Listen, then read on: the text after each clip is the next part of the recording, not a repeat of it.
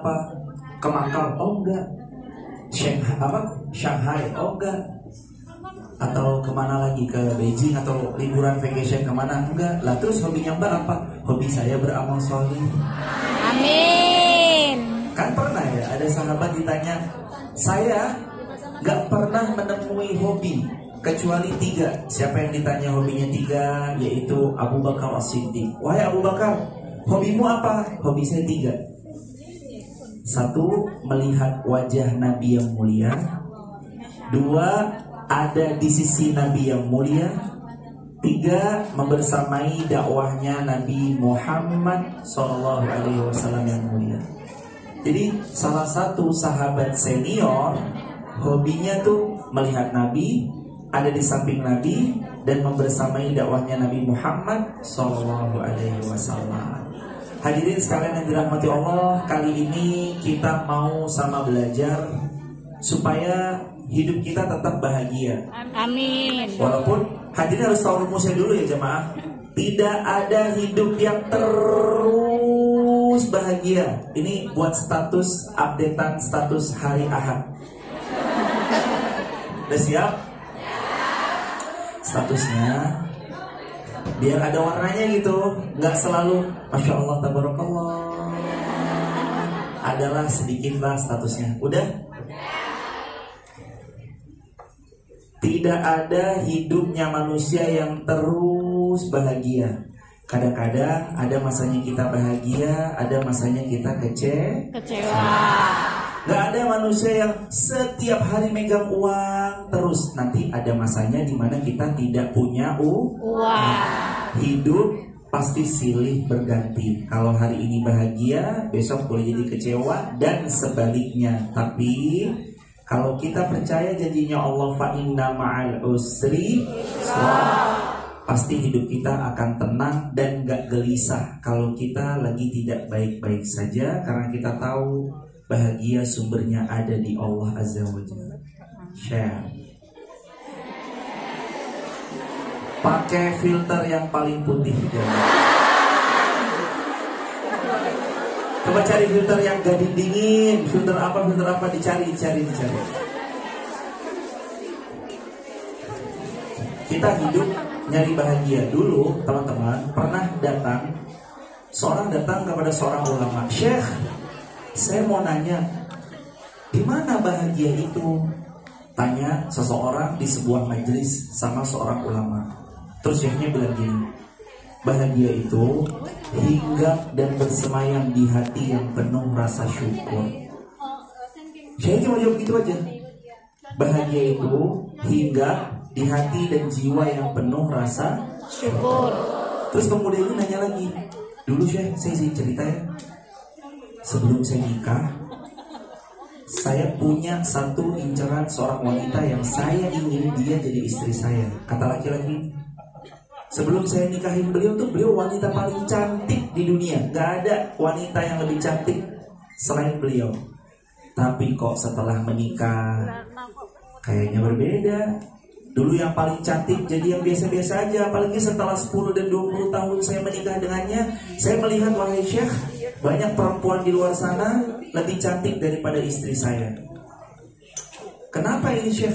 Akhirnya seorang ulama bilang, sesungguhnya istrimu bukan tidak cantik, tapi engkau yang tidak bisa menundukkan pandangan matamu.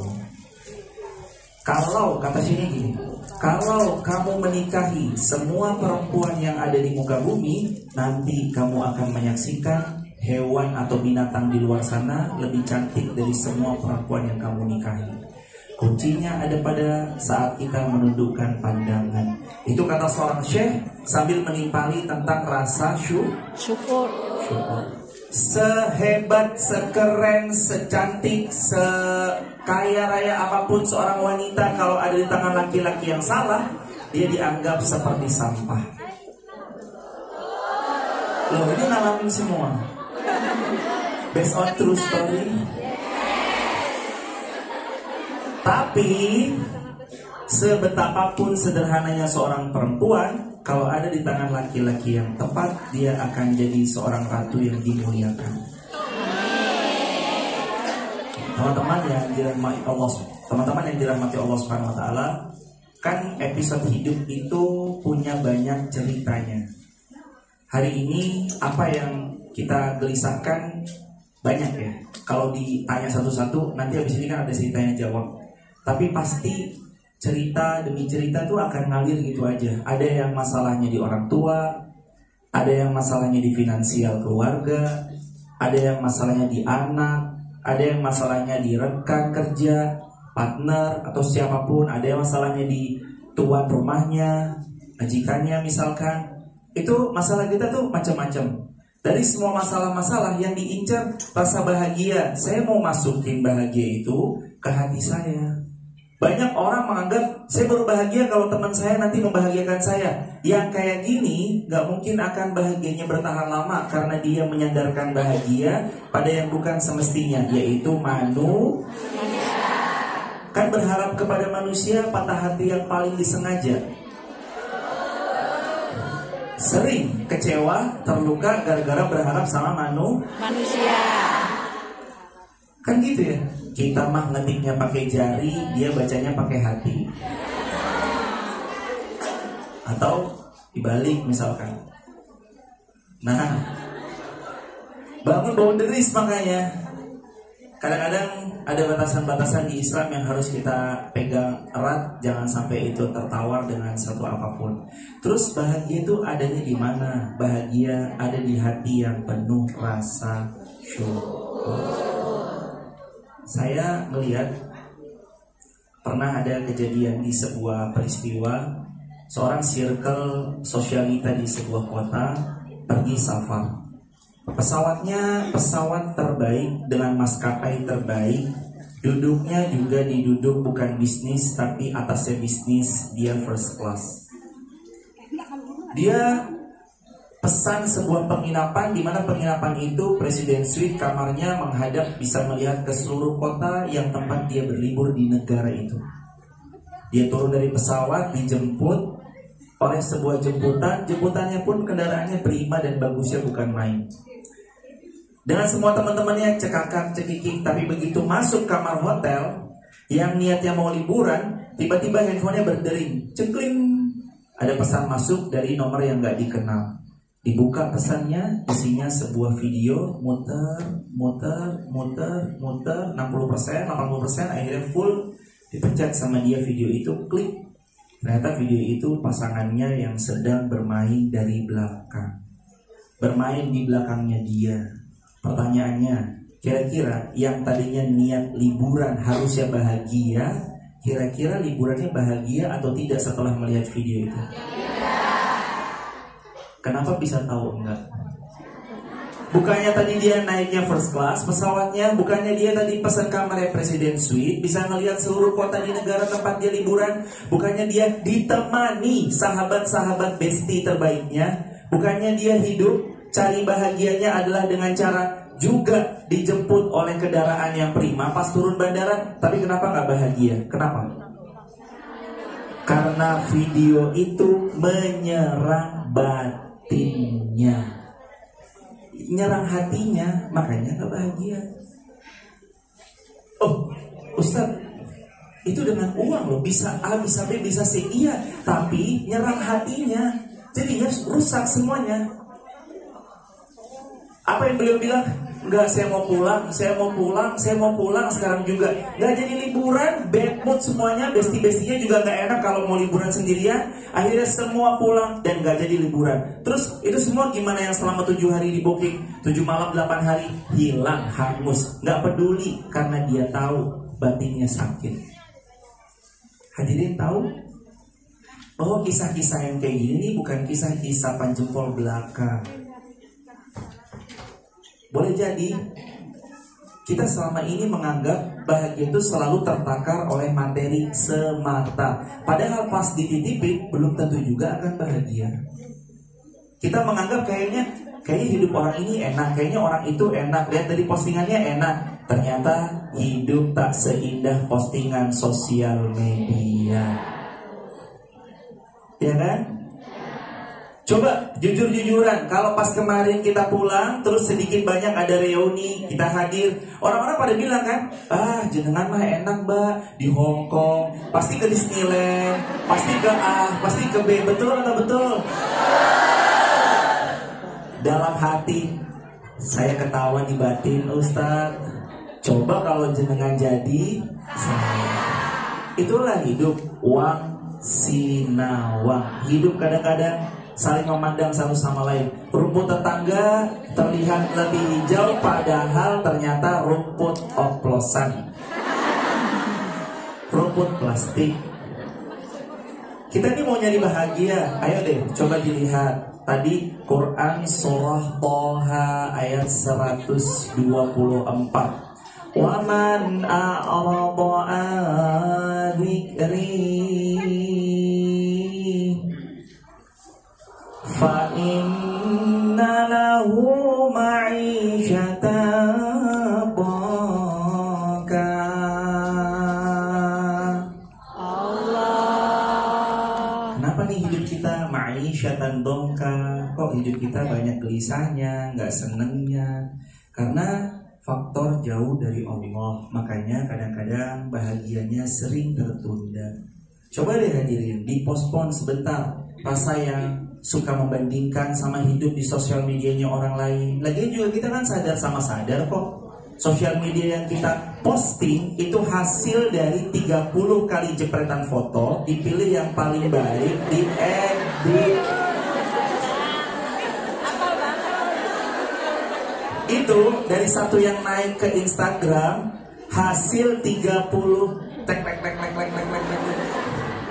Setelah 30, belum lagi kalau tasnya nggak kena, tasku belum kelihatan.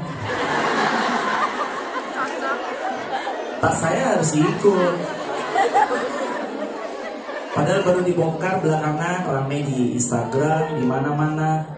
Tas-tas mahal, salah satu tempat produksinya tidak jauh dari Hong Kong, di Cina. Lagi saya umroh, ngelihat ada unta yang labbaik Allahumma labbaik, unta yang mainan yang talbiyah, tulisannya made in China. Kemarin itikaf, kan beli kayak kursi-kursi gitu kan, buat itikaf biasa sandaran gitu. Kursi berapa harganya? 240 real, tulisannya made in China. Apa sih yang gak made in China? Handphone ini emang kita kira made in-nya made in mana jadi? Sekarang harus diakui ya jemaah, memang negeri itu sedang berkembang pesat luar biasa. Kami melihat di sini pun kita kayak hidup di 2060 mungkin ya. Semuanya di bawah tanah, kereta MRT on time tepat waktu, luar biasa banget. Mudah-mudahan insya Allah Hong Kong diberkahi Allah. Semua hadirin yang ada di sini juga dirahmati Allah. Amin. Jadi kita mau sama belajar cari kebahagiaan. Gimana cara mencarinya? Al-Quran surah Ibrahim ayat ke-14. Mohon maaf, surah 14 Ibrahim ayat ke-7. Diulangi saya sekali, hadirin sekali. A'udzu billahi minasy syaithanir rajim. 1, 2, 3.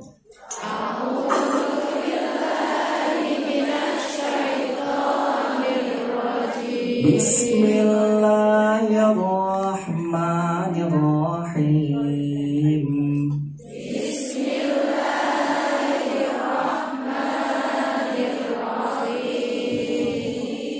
Ayat 7 sudah ketemu ya, pelan-pelan.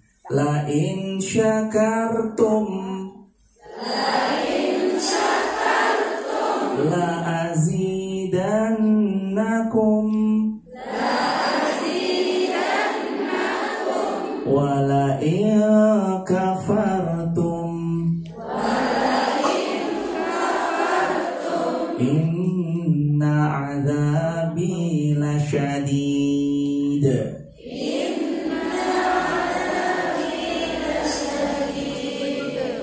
Kalau kalian bersyukur kepadaku, kata Allah, aku tambah semua nikmat yang hari ini engkau terima. Siapa yang pernah minta dalam doa, ya Allah besok hamba terbangun, mudah-mudahan mata masih bisa melihat? Rata-rata kita kan gak doa gitu kan. Ya Allah izinkan besok hamba terbangun, tangan masih bisa digerakkan, kaki berjalan, jantung berdegup kencang. Rata-rata kita kan gak minta gitu. Mintanya ya Allah, kalau jodoh dia orang, saya juga orang ya Allah. Atau ya Allah, hamba mau rezeki hamba seperti ABCXYZ. Itu sih gak apa-apa, gak salah. Apalagi dengan sebutan-sebutan Ustaz, doa spesifik boleh boleh. Kayak gimana contohnya? Mendoakan spesifikasi calon, misalkan saya mau laki-laki yang tingginya 175 cm, kulit warna tunnya seperti putih bengkoang, kalau duduk lebih tinggi dari teman-temannya karena dompetnya tebal. Ya kayak gitu, dia rinci itu boleh, tapi ada tapinya nih. Kalaupun laki-laki itu ada, kita mau sama dia, dia mau nggak sama kita?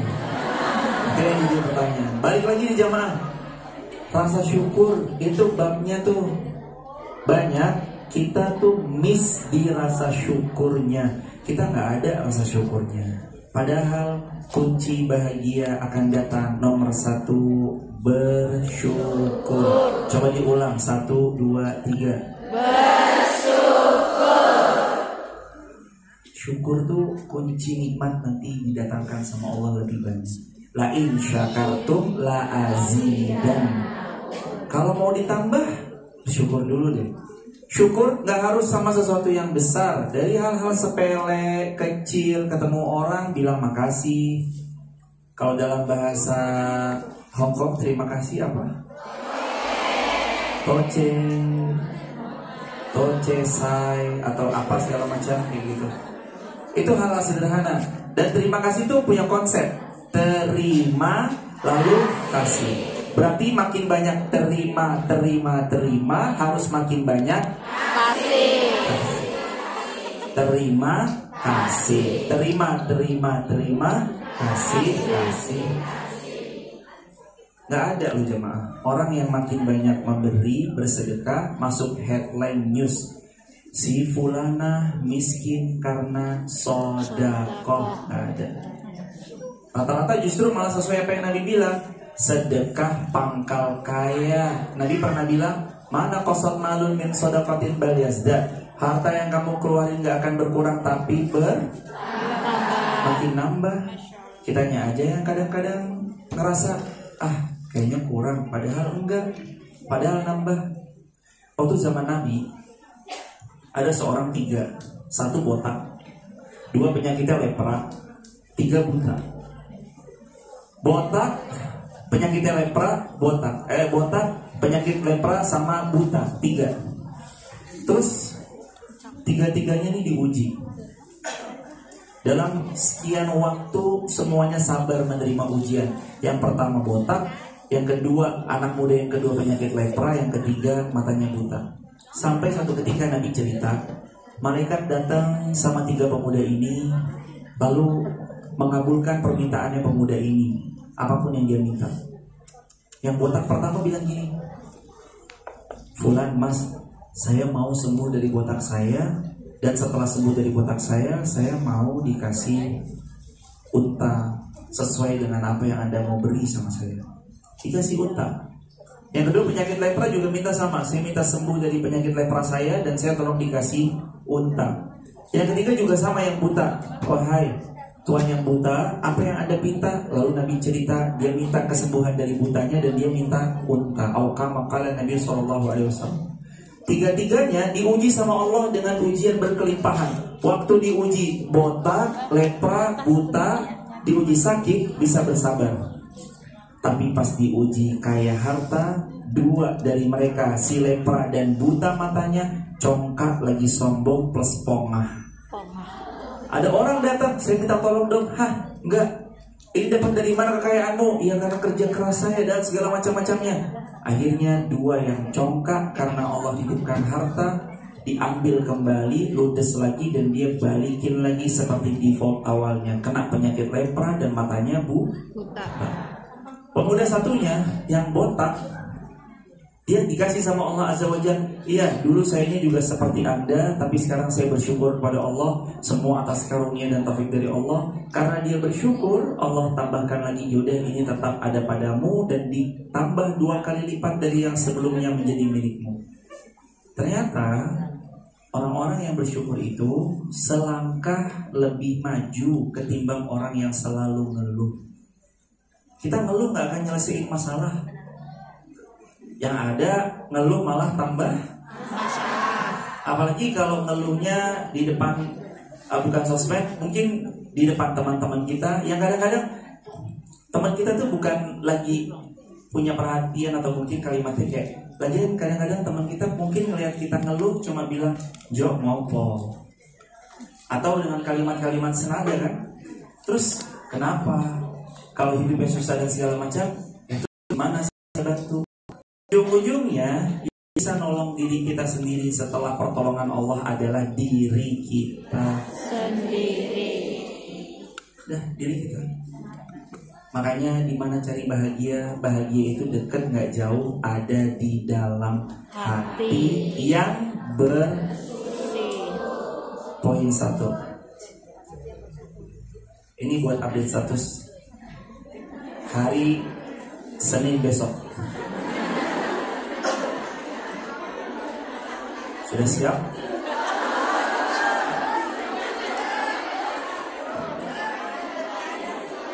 Kalau ditanya sudah, ini kalimatnya.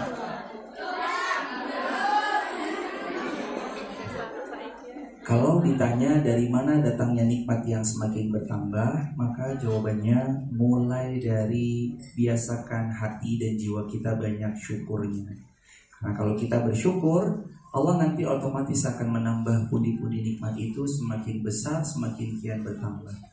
Dan jangan pernah mencari tambahan nikmat lewat jalur kufur, karena nggak mungkin terjadi tambahan nikmat kalau kita mengkufurinya. Bersyukur, karena Allah pasti datangkan sesuatu yang lebih besar dari apa yang kita punya di hari ini. Amin. Share.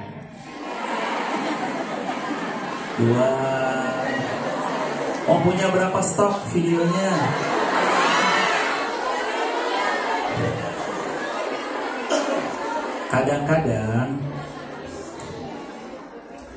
Kadang-kadang ya orang-orang suka ngelewat, pas lagi kena hatinya, pas lagi kena jiwanya, tiba-tiba nangis cuma gara-gara lihat video, atau tersadar cuma karena lewat video. Makanya kadang-kadang boleh kok kita ngisi sisipan-sisipan sosmed itu dengan kalimat baik. Insya Allah tuh jadi jariah buat kita. Kan kata Nabi gitu ya, siapa yang nge-share kebaikan, nanti dia panen Kebaikan. pahala kebaikan. Kita buat baik itu sebenarnya bukan buat siapapun. Kita buat baik sebenarnya buat diri kita sendiri. Nah, maka rumus yang kedua, 1, kalau mau bahagia banyak bersyukur. 2, kalau mau bahagia di tengah kesibukan hiruk pikuk dunia, berbuat baiklah sebanyak-banyaknya. B yang pertama tadi apa? B yang kedua, berbuat baik sebanyak-banyaknya. Silakan dibuka Al-Isra ayat ke-7. Surah Al-Isra ayat ke-7. Al-Isra ayat ke-7. Saya pimpin, jemaah baca pelan-pelan. A'udzu billahi minasy syaithanir rajim. 1, 2, 3.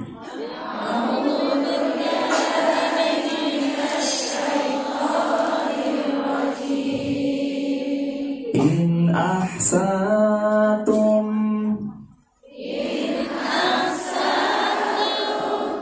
ahsatum li anfusikum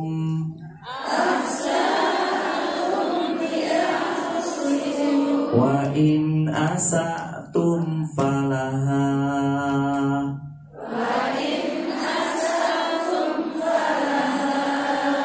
In apabila ahsantum kalian terus berbuat baik, ahsantum, maka kebaikan yang dilakukan li anfusikum, dia nggak akan membal atau memantul kemana-mana kecuali dia kembali kepada pemiliknya. Wa in asatum falaha, tapi kalau kalian jahat, zalim, hati-hati ya, karena kezalimannya bisa membal kepada pemiliknya. Jadi senjata makan itu terjadi. Jadi supaya hidup kita bahagia, B yang kedua, berbuat baiklah sebanyak. Jamaah hadirin, kalau perbagus kebun, bisa jadi kupu-kupu datang kepada kebun itu.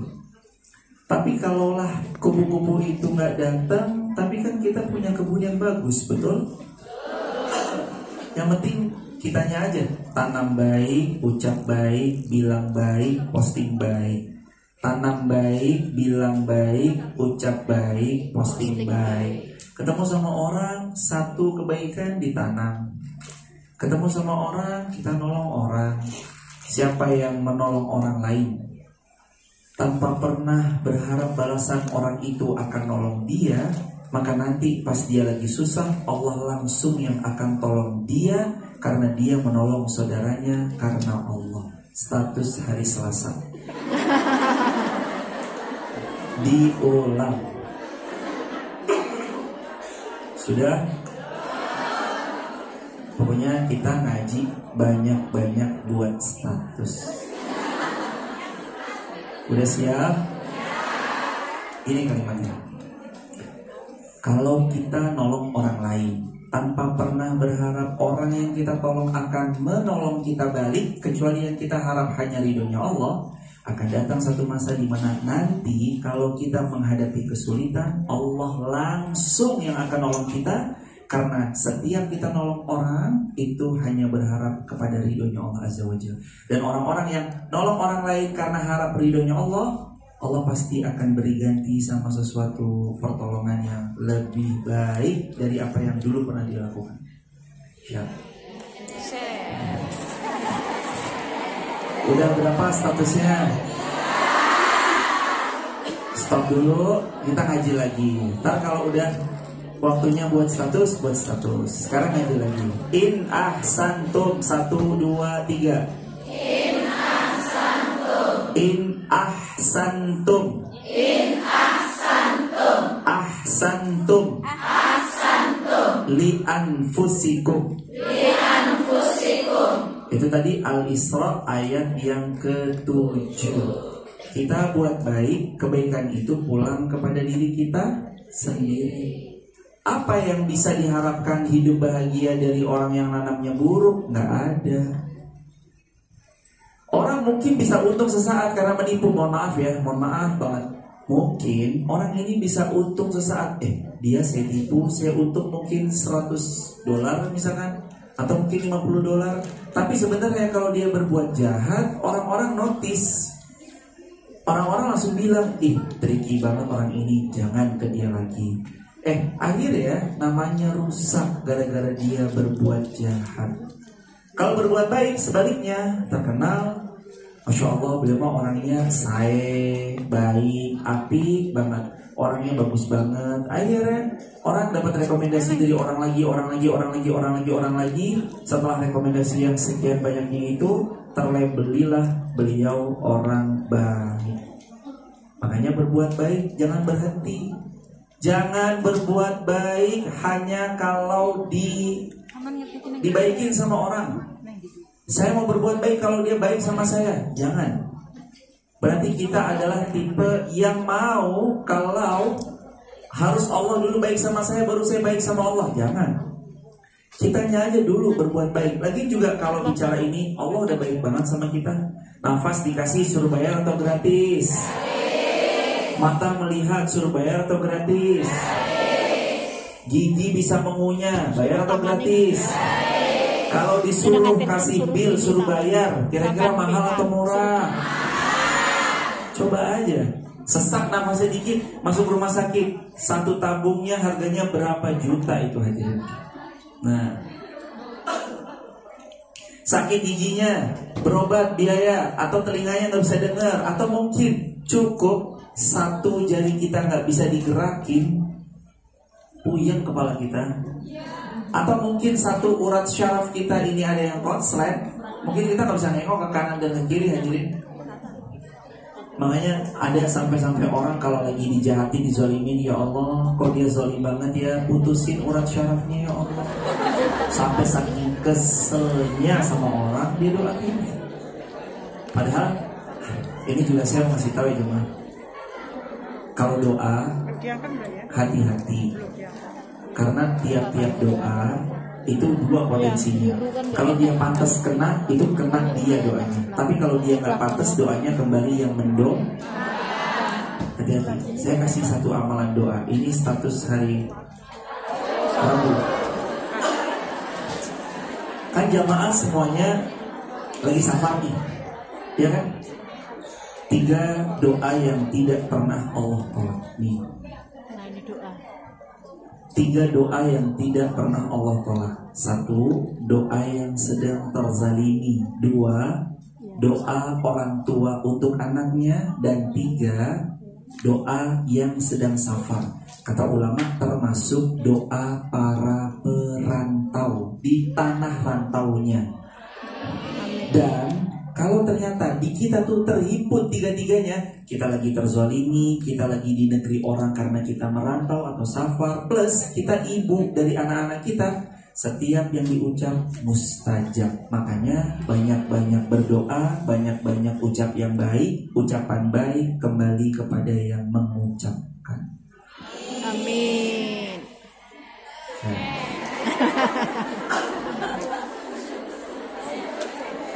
Nomor 3, bahagia mau cari di mana? Nomor 3 itu saya mau cerita kisahnya 2 anak muda yang berlomba. Zaman Nabi, 2 anak muda. Yang satu suka banget, dia ikut jihad sama Nabi SAW, kemudian mati syahid.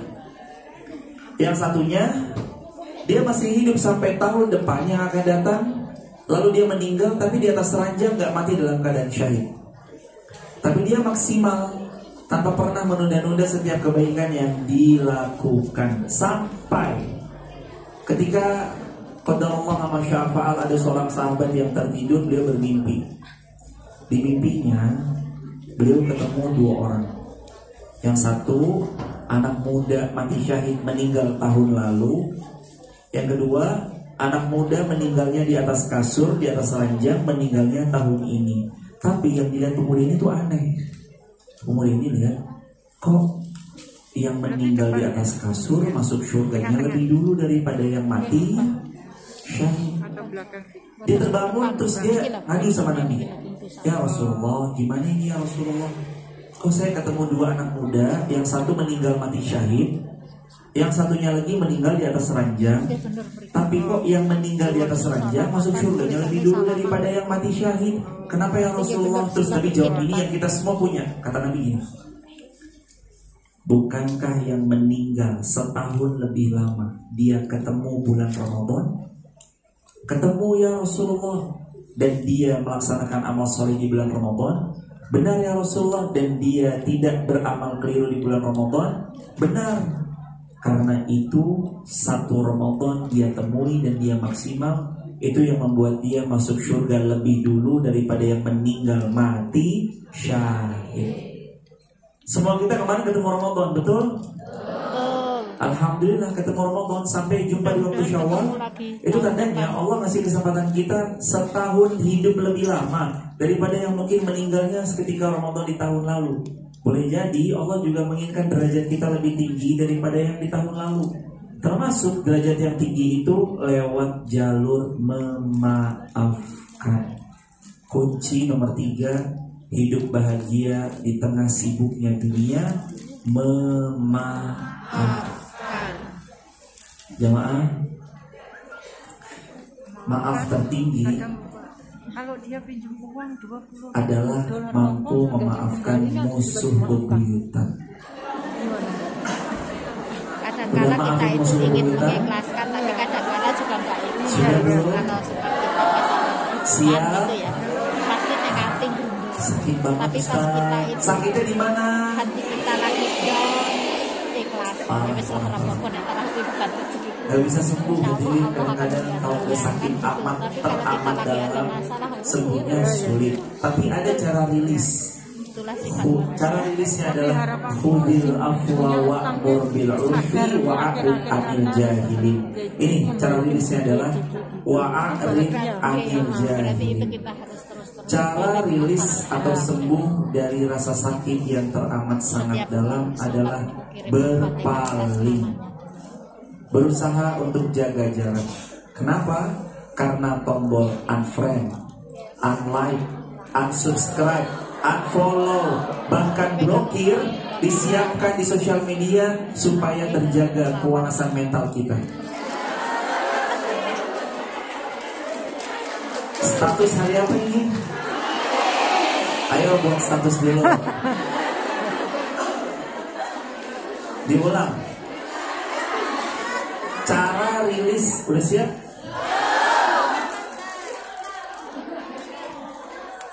Cara merilis atau melegakan hati kita dari sesak yang menghimpit saat kita dilukai, dizolimi orang, salah satunya adalah dengan jaga jarak. Itu sebabnya kenapa di sosial media ada tombol unfollow, unsubscribe, bulan depan. unlike atau unfriend atau bahkan blokir. Tombol itu semua disiapkan supaya terjaga kewarasan mental. Makanya kalau mentalnya mau waras, boleh kita sedikit menjaga jarak. Saya boleh saya. Sabtu ya malah nggak bisa ikut sholat. Saya mau tanya Ustaz, Kan rata-rata bisa. emang kalau saya jaga jarak itu Mana nggak hari putus biasa silaturahmi? nggak bisa. Jawabannya Sabtu lah, tidak. Sabtu kalau Putus silaturahmi antar itu nggak sekolah sesederhana cuma sekedar malah bisa. unfriend, unfollow. Nah, Kamu hari kalau Sabtu blokir belum saya tentu berarti Sabtu kamu malah. putus silaturahmi Tapi sama anak saya. Nggak les. sesederhana itu. Anak les. Kadang orang tetap bisa silaturahmi, tanya kabar. Kadang-kadang ada yang katanya saya tuh nggak suka banget sama dia, tapi ngepoin lewat akun kedua. Ada yang kayak gitu. Izin sholat pun yang sama. Katanya nggak suka, tapi masih cari tahu story-storynya. Si ini pergi di sini, si itu pergi di situ, katanya nggak suka. Tadi lo nomor diulangi, BBM, rumus kejar bahagia, BBM. B yang pertama apa? Syukur banyak-banyak. B yang kedua apa? Berbuat baik sebanyak-banyaknya. M yang ketiga apa? Memaafkan. Belajar maafin. Kayak yang kemarin kan pernah bilang, masih ingat nggak waktu soal memaafkan? Kalau saya dirobek-robek kehormatannya gimana Ustadz? Maafkan. Kalau saya diinjek-injek, ditulis di kolom komentar dengan komentar-komentar yang nggak jelas, maafkan. Kalau suami saya direbut pelakor,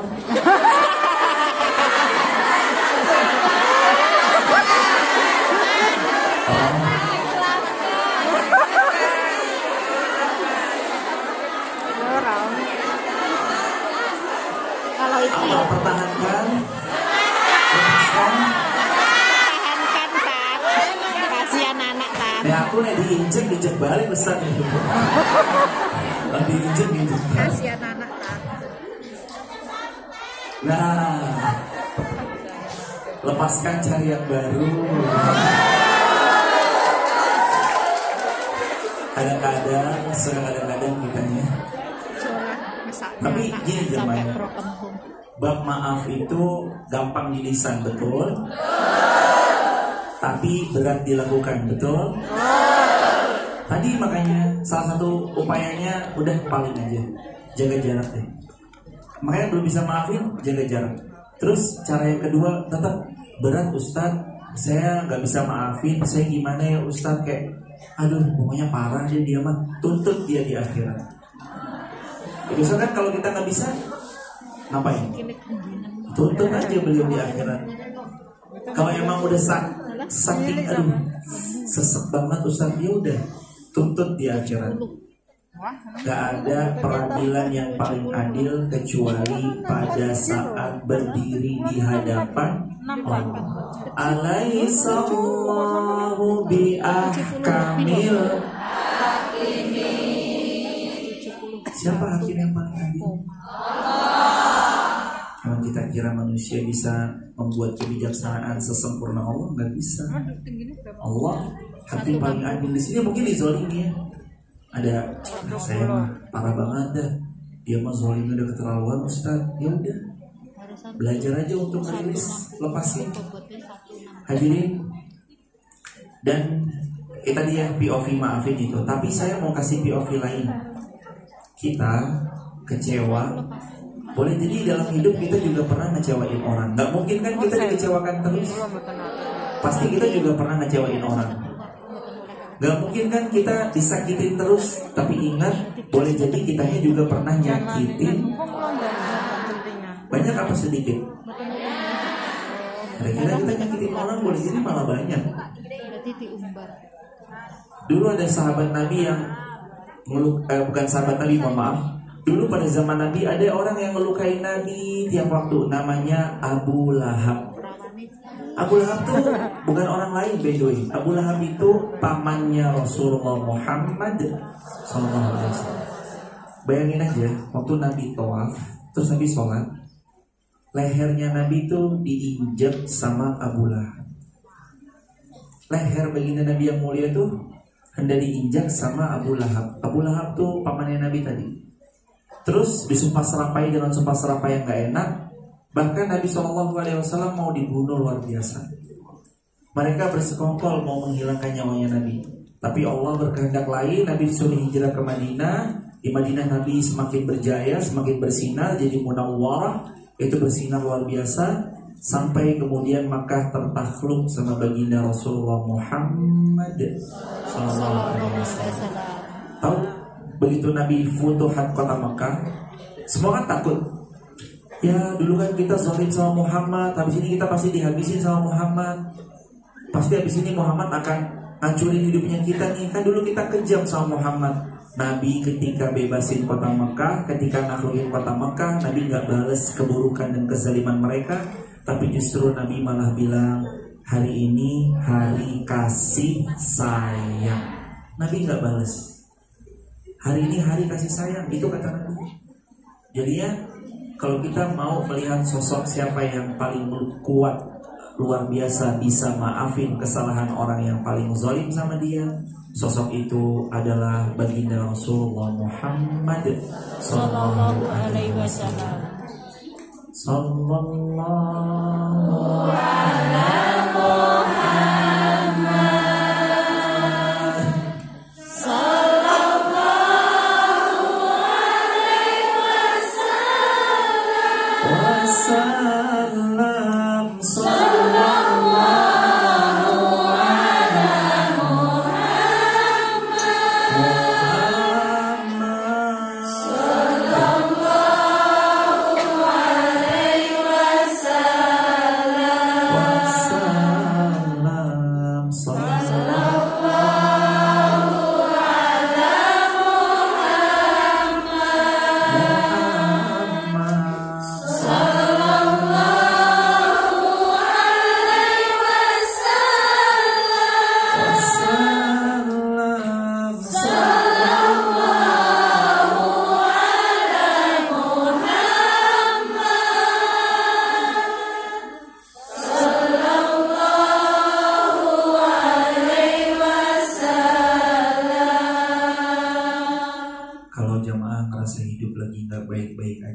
coba sholawat. Allahumma sholli ala sayyidina Muhammad wa ala ali sayyidina Muhammad. Kalau hidup lagi kerasa berat, banyak pikiran, banyak kerjaan, kayak masalah tuh nggak berhenti, terus berdatangan, coba deh sholawat. Lazimkan, dawamkan, jadiin daily routine. Hidup kita tuh nanti makin kerasa ringan. Nabi janji, siapa yang sholawat sekali, Allah balas sholawat 10 kali. Makna sholawat, rezeki dilapangkan, urusan Allah mudahkan, hajat-hajat Allah kabulkan. Makanya Nabi bilang kan, tukfahammu, kamu kalau banyak sholawat, hajatmu tukfahammu, terpenuhi sama Allah. Nah, karena dari tadi kita udah pelan-pelan belajar BBM, Maka hari ini kita lebih banyak tanya jawab. Nanti dari yang depan, belakangnya lagi sampai di ujung sana, mudah-mudahan kebagian. Sekali lagi, mudah-mudahan kebagian tanya jawab. Mohon langsung to the point ke pertanyaan. Nanti satu orang satu pertanyaan. Kalau bisa, mudah-mudahan nanti bisa lebih banyak yang kita jawab bareng-bareng. BBM. B yang pertama apa? Ini bukan BBM oplosan nih ya, real BBM. B yang kedua apa? Berbuat baik sebanyak Banyaknya. M yang ketiga supaya hidup bahagia adalah memaafkan. Apalagi di bulan Syawal, taqabbalallahu minna wa minkum, taqabbal ya, minal aidin, mohon maaf Lahir dan batin. Apa artinya minal aid? Semoga kita termasuk yang aid, mengulang kepada kesucian fitrahnya kita. Wa dan al-faizina, mudah-mudahan kita termasuk hamba Allah yang faiz. Faiz artinya apa? Beruntung, menang. Makanya kita mau Syawal kita menang. Syawalnya menang kalau kita banyak berbuat kebaikan. Sebelum saya jawab, saya kasih satu zikir yang Nabi itu terus baca setiap kali Nabi keluar rumah. Mau? Diulang. Jadi status hari Jumat. Udah 5 ya? Udah berapa nih hadirin? 5 atau 4? 5. Satu zikir. Sesiapa yang membaca zikir ini, Allah lindungi dia, Allah jaga dia, dan Allah mudahkan urusan-urusannya. Dan zikir ini juga dibaca Nabi SAW tiap kali beliau mau memulai aktivitasnya. Diulang bareng-bareng, saya sekali, hadirin sekali. Bismillahilladzi la yadurru ma'asmihi syai'un fil ardi wala fis sama wa huwas samiul alim. Dibaca, diamalkan, didawamkan, dirutinkan, disebarluaskan.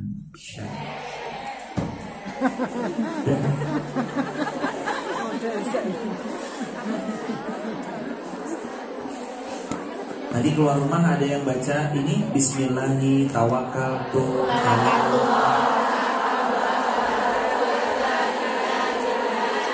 Allah bilang, yang baca tadi Bismillah tawakkaltu ala Allah la haula wala quwwata illa billah, Allah jaga dia, Allah lindungi dia, Allah cukupkan hajatnya, Allah buat dia pulang selamat. Amin. Makanya jangan remehin doa ya.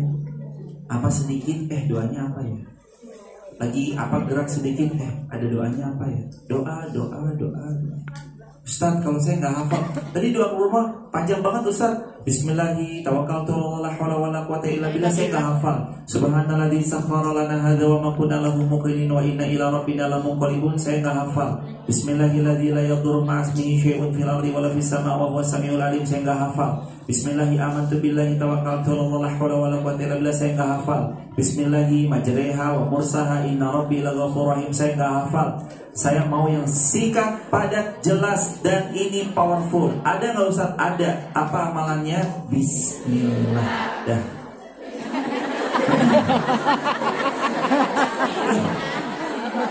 Singkat, padat, jelas. Bismillah. Kalau nggak ngerti tadi ya, nggak hafal udah Bismillah. Bismillah. Share. Mikrofonnya di mana hadirin? Izin yang depan dulu, silakan. Yang depan dulu. Yang depan dulu, silakan yang depan. Ada yang mau bertanya? Silakan. Waalaikumsalam. Ada?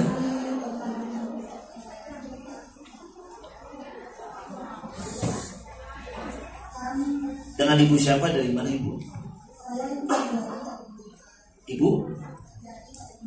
Ibu Sundari dari Blitar, silakan ibu. Kita kan pastinya di sini mungkin banyak sekali kita yang pastinya nggak menjadi tenang dan itu pun terkadang ada yang menjadikan sebagai alasan untuk laki-laki Sini jam pinten nih lah yang mana tiketnya selesai pun disukai lali jam pinten. Kalau saat jam berapa? Jadi biasanya jam 5 nanti mau pesantren. Nah, pengajian sih senengnya lama. Iya, kok bukan sampai jam 4. Bukan sampai jam 4. Ibu Sundari dan semua mungkin kalau ada pertanyaan yang mirip, semoga Allah lapangkan, Allah mudahkan, Allah bahagiakan dunia. Yang pertama dulu ya hadirin, konsepnya dalam Islam tuh gini.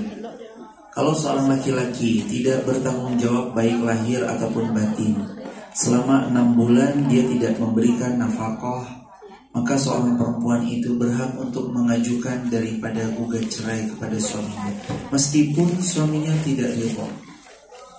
Dan apakah berarti perempuan itu dilaknat?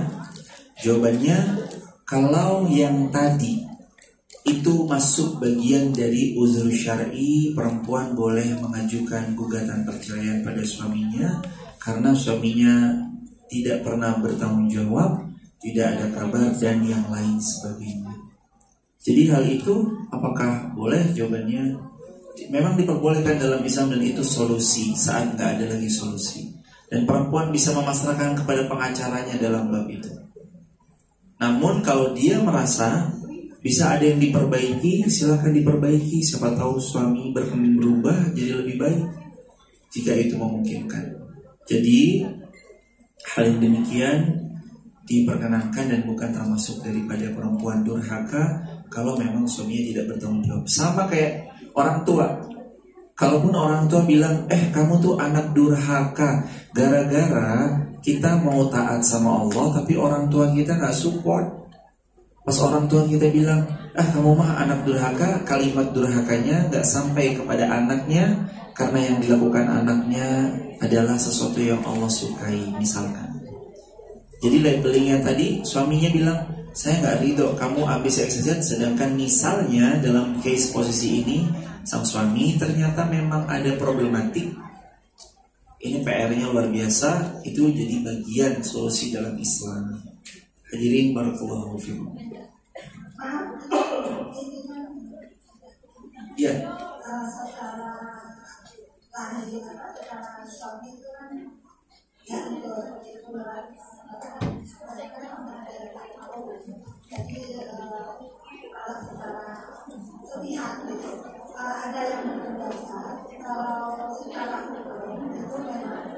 Sah, namun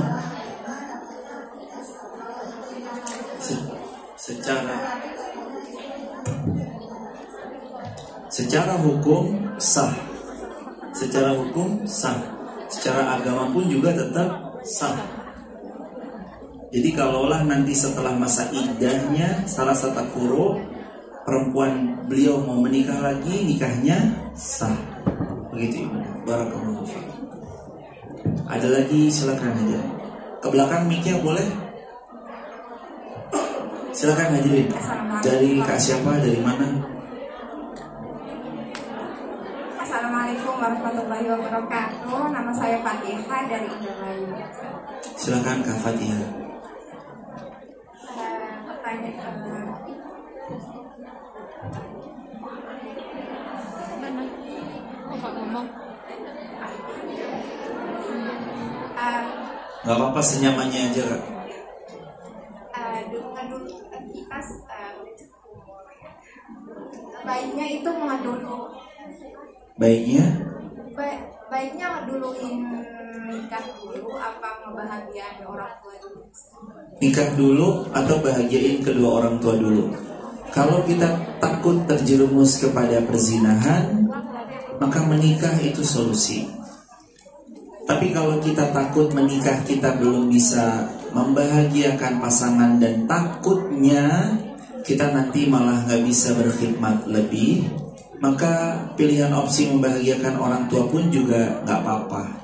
Idealnya gimana? Ya sambil menikah, sambil pelan-pelan membahagiakan orang tua. Ini bukan tentang siapa yang menunggu kita di puncak sana, tapi kita menikah dengan siapa yang mau berjuang bersama-sama. Kalau memang beliaunya mau. Tapi kalau qadarullah masyafa'al, pilihan ini pilihan yang cukup sulit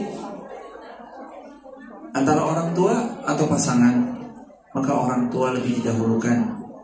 Karena surga kita ada di beliau semuanya. Begitukah? Barakallahu. Semoga Allah kasih yang terbaik buat kakak dari Indramayu dan semua hadirin yang hadir dunia akhirat. Soal akhir mewujud. Ada pertanyaan lain? Silakan tadi kak. Mic-nya ke belakang dulu, boleh? Mic-nya di mana mic-nya? Mic-nya di? Oh iya, silakan. Assalamualaikum warahmatullahi wabarakatuh. Waalaikumsalam. Saya Estri Handayani dari Ponorogo. Mau bertanya Ustaz, pernah dengar di Instagram katanya kalau orang tua kita tidak pernah sholat, apakah benar doa-doa yang kita panjatkan untuk mereka tidak tersampai untuk mereka? Terima kasih kak dari Ponorogo. Semoga Allah memuliakan kakak dan kita semuanya dimuliakan Allah. Amin. Kalau orang tua kita nggak pernah sholat, emang bener ya doa kita tuh nggak nyampe sama mereka. Selama orang tua kita meninggalnya masih dalam keadaan muslim, doa kita yang kita panjatkan untuk beliau sampai, sedekah-sedekah kita atas nama beliau sampai, wakaf kita kepada beliau juga sampai. Jadi kakak, selama orang tua kita wafatnya masih muslim, doain beliau. Bahkan ada dalam sebuah riwayat, ada orang tua yang makin naik, disuruh naik, surganya surga yang paling tinggi. Ditanya, kamu amalannya apa? Saya mah tahu diri, amalan saya nggak seberapa. Oh ternyata begitu diulik, terdapat kalimat listighfari waladika. Dia derajat surganya makin naik di surga yang tinggi. Listighfar, karena istighfarnya waladika, anak-anak keturunannya. Jadi kita boleh nggak doain orang tua? Boleh. Minimal doanya Rabbi firli wali walidayya kama, atau Allahumma firlahu warhamhu wa'fu anhu. Barakallahu fikum. Mic-nya di mana? Silakan. Langsung pertanyaannya dari mana? Assalamualaikum warahmatullahi wabarakatuh. Saya dari Banjarnegara mau. Wah, masya Allah. Tetangga Wonosobo. Wonosobo ada Wonosobo. Assalamualaikum, berkah selalu keluarga besar dan semua dari kota manapun berkah selalu. Silakan kak. Saya mau cerita tentang masalah keluarga tapi nggak tahu termasuk membuka aib atau bukan.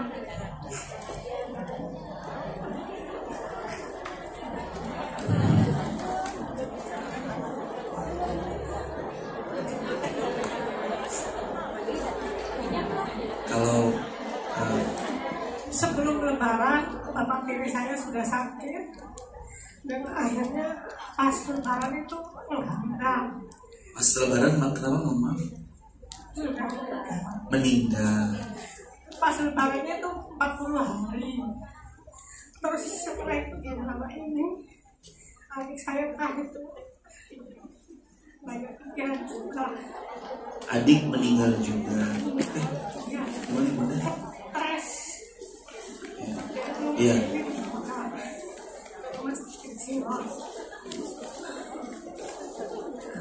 Yang ditanyakan?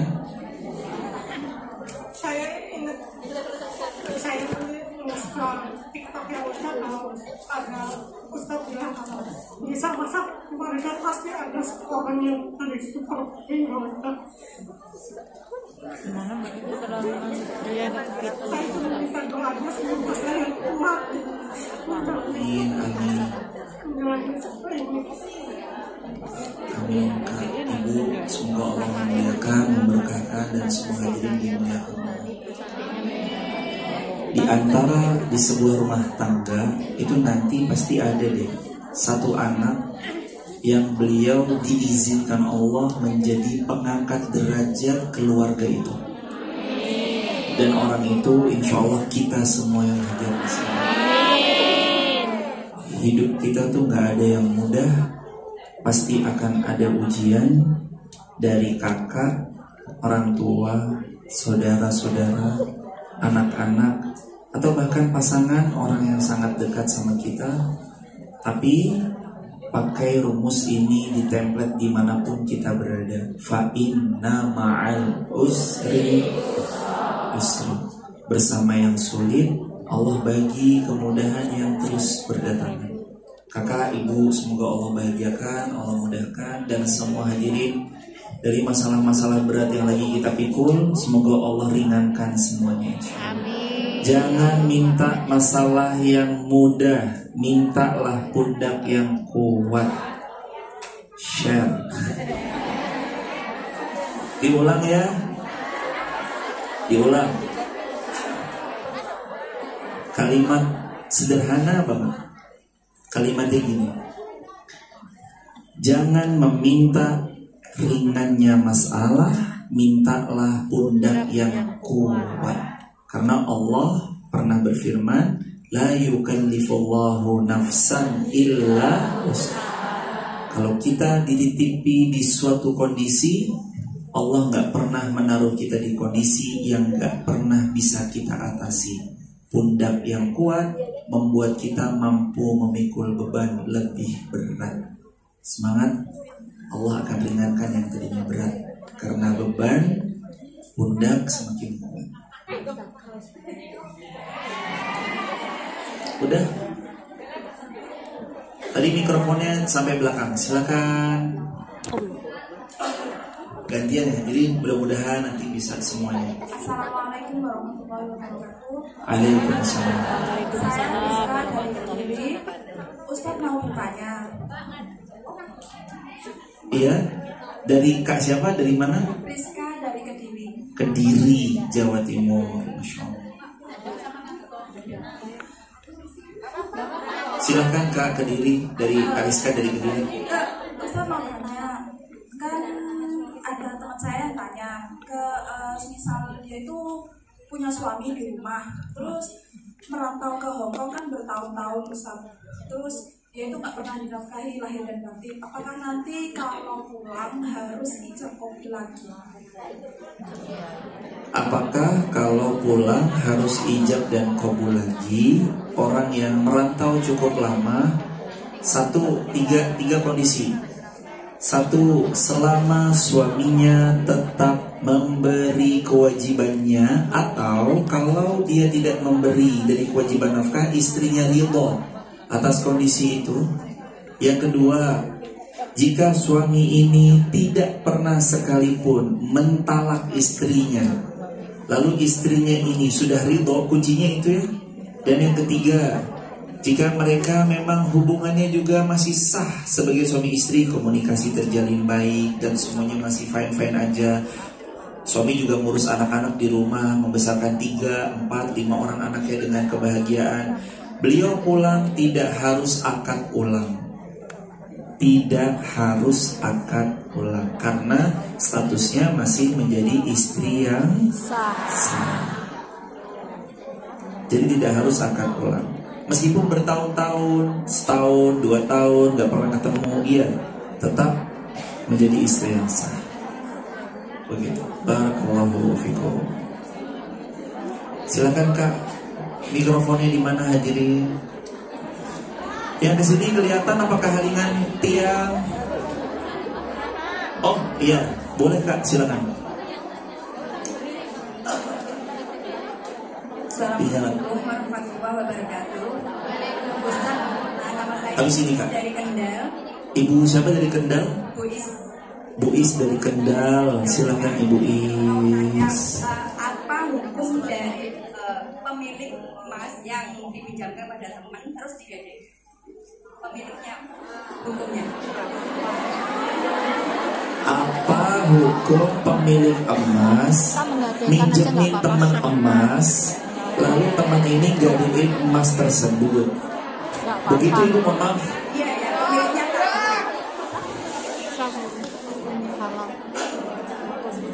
beliau minjemin emas, lalu orang itu menggadaikan. Prinsip pinjam meminjam, apapun yang dipinjam wajib dikembalikan. Kalau punya hutang wajib dibayar. Jangan sampai udah jalan-jalan ke Makau, kemana, ternyata hutangnya belum dilunasi. Kalau minjemnya emas, balikinnya emas. Minjem 5 gram, balikin 5 gram. Loh, tapi kan 5 gram yang dulu dia pinjami itu waktu harga 5 juta.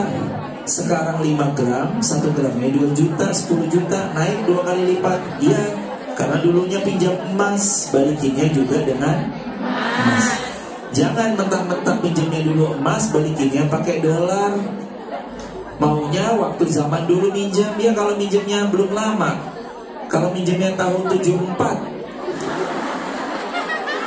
zaman emas 1 gram tuh masih berapa ribu rupiah.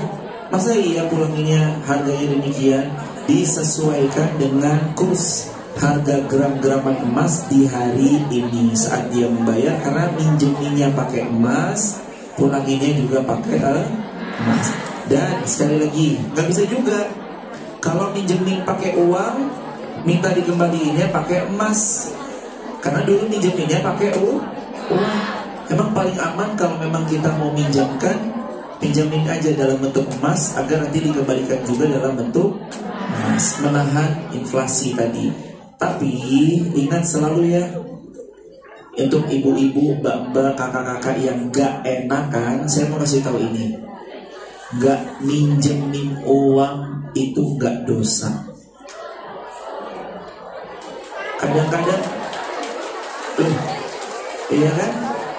Ingat ya, untuk mbak-mbak, untuk mbak-mbak, kakak-kakak, ibu-ibu yang gak enakan kalau ada kawan meminjam, gak minjemin uang itu gak dosa. Kadang-kadang ada persahabatan yang lebih mahal harganya, harus dijaga. Karena takut kalau kita minjemin uang nanti persahabatannya jadi rusak. Belum lagi kadang-kadang minjemnya nangis-nangis, pas nagihnya ngemis. Ada yang begitu. Bukan di sini. Ininya itu ya dulu. Barakallahu. Tadi dari sini aja nih tadi. Silakan Kak. Assalamualaikum warahmatullahi wabarakatuh. Waalaikumsalam.